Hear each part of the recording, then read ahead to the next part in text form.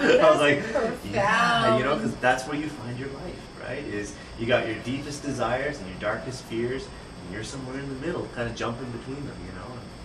You know what my saying has been, and people are perplexed and somewhat taken back when I ask them, is because it gives them accountability for their actions and for their frame of mind. And my saying is, so, how are you treating life today? Nice. You know, instead of how is life treating you? Yeah, how are you treating life today? That's nice. I like that. And I'm like, yeah, because it's all up to you. And most people don't fathom. It's simple, yet it's larger than life for me, because it's up to you how you wake up in the morning, and the manner in which you choose to conduct the rest of your day is up to you. I agree. Yeah, I so agree. Don't tell me that, oh, life sucks, life's treating me this. No, it's how you are choosing to perceive life. Yeah. When people say they're bored, I say no. I said life is boring. I say no, you're boring. No, you're boring. Life is pretty exciting. Life is amazing. Yeah. Life is amazing. Yeah. You know, I'll be honest, there was a time where I thought my life was ending. Sure. You know, where I was like down there thinking, am I going to make it through another day?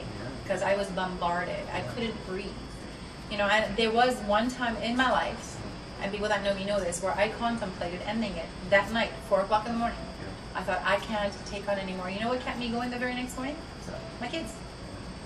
I was going to ask if they were around. My kids. They were upstairs, and I was at my brother's because I didn't have a place to live. And I was bombarded with more negative news, and I thought, oh my God, I can't do this anymore. It was like being in a meteorite, you know, it was like being attacked, being in a war with no protection whatsoever. But that's the way I chose to perceive it. Right. When I changed my mindset and I thought, I will put on that armor every single morning for the simple fact that I have 2 beautiful beings that depend on me. It was them first. And if nothing else, I need to do it for them, because what else do they have?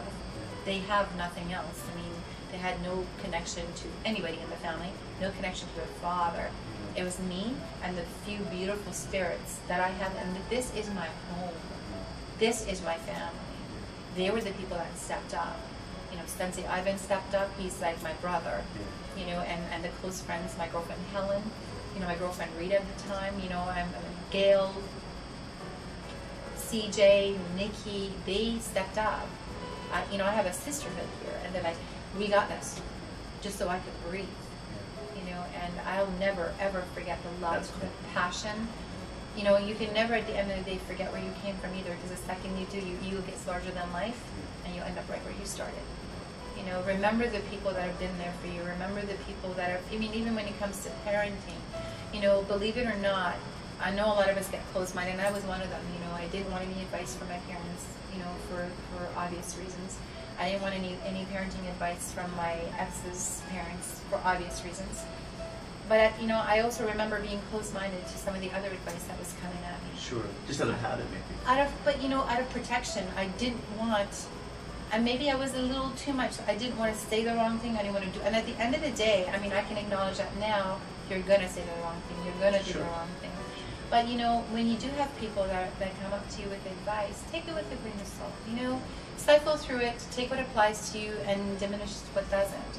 But most of the times when people do, their heart is in the right place, and I didn't know that at this time, because when you're a first-time parent in particular, you do think that you know everything, for the most part, and the reality is you don't. You know, and you know, learn from other people's experience, but at the end you make your own, really. But you know, that was one of the things that I regret, is not opening my heart up to some of the advice that was coming at me. And now looking back, you know, my other advice would be to some of the expecting parents out there.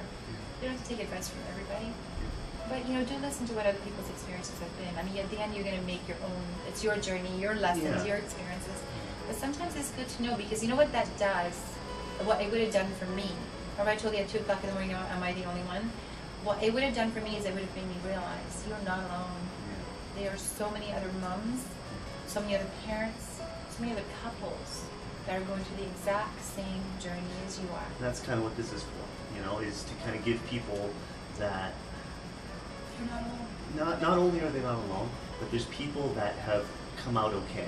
Yeah. You know, it's not. It's because I think a lot of the time when we get really down, it's always like, well, you know, look, you know, they suck too, and they suck. Everybody sucks. It's so easy to you know, do that. and you just start doing that. Whereas if there's a resource like this, where people kind of go, wow, she thought about killing herself, Yeah. you know, and like, I'm not even there. I'm just kind of in a bad mood. Yeah. You kind of go, well, all right, you know, life can get better, right? And on the flip side, like, wow, like her kids totally love her, even though they just did, you know, they did do that. You know, they tried to suffocate them with a pillow, but it came out okay, you Yeah. know? And I think that when people can benefit from, I'm a huge believer in like autobiographies and modeling success and all these different things. And I think that you can take somebody's entire life and you can turn it into a little 2-hour video. Yeah. And all the stuff that you gain from that is priceless. Profound. You know? Yeah. So hopefully they're what are some beliefs that you've developed because of being a mom, and what are some that you've discarded over the 17, 18 years? The beliefs that I've developed are that we are not a product of our childhood, nor do we have to be. The belief that I've developed is, and I won't tolerate it, and I'm very strong-minded when it comes to this. I don't get along well with victims, really. I'll do everything I can to help them get out of that mode, but if they choose to stay there, then there's nothing I can do for them. And my biggest belief is you are in control of your life, your actions, your words. That all molds not only who you are as an individual, but the people around you. So, and I've also, you know, come to realize that, you know, at the end of the day, it is my life. I don't need to live my life, nor do I want to live my life for other people anymore. And that was probably one of the biggest mistakes I have made to date. But you know what? It's never too late. So now I live my life for me. I live my life for my children first and foremost, and the rest, it's, you know, it's gravy. You know, and another lesson I've learned: never ever judge anyone. I'm the first to admit that, you know, 5 years ago I was the first person to judge, but not so much anymore, because by not doing that, by not projecting that, you also come to a place where you'll notice people will judge you less and less because you're not judging. So you don't allow yourself to fall into that trap. What do you replace the activity of judging with? Positive affirmations, embracing.